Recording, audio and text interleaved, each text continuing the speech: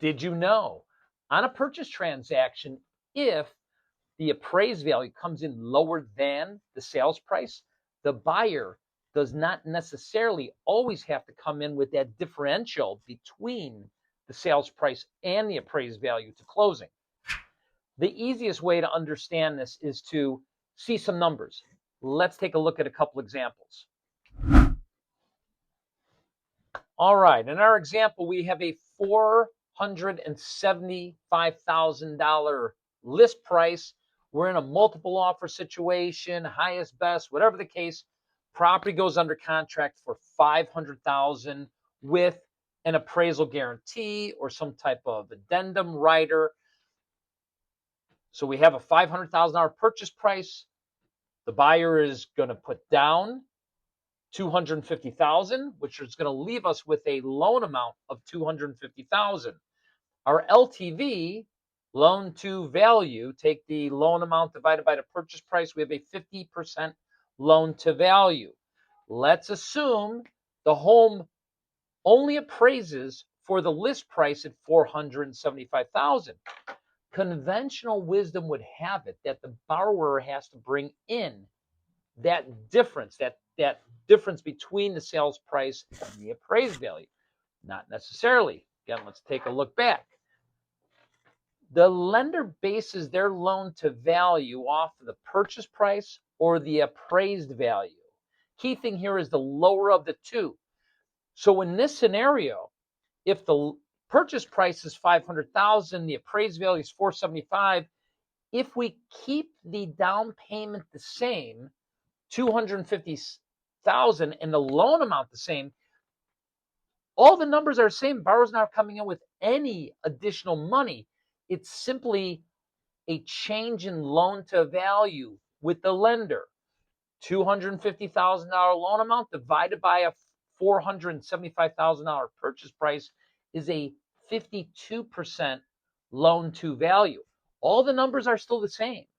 It's just in the lender system, how they figure the loan to value is the same. So the buyer doesn't have to bring one additional dollar.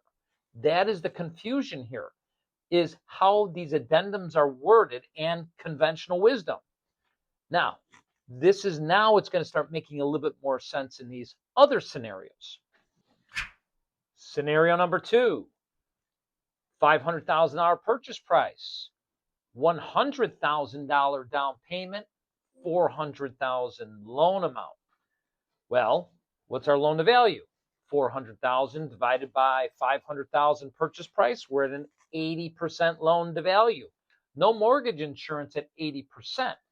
Here now, if the home were to appraise for less than the purchase price, for the borrower to receive the exact same terms, yes, they would have to come in, for example, with that $25,000 in addition to the $100,000. So they got to come in with $125,000. But let's say the customer doesn't want to bring in that additional $25,000.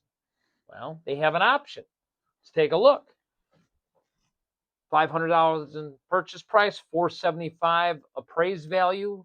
Keep the same down payment at $100,000, $400,000 loan amount, $400,000 divided by $475,000. Now we're at an 84% loan to value. They're still coming in with the same amount of money. They're not coming in with that $25,000, but now they have mortgage insurance. So what's better?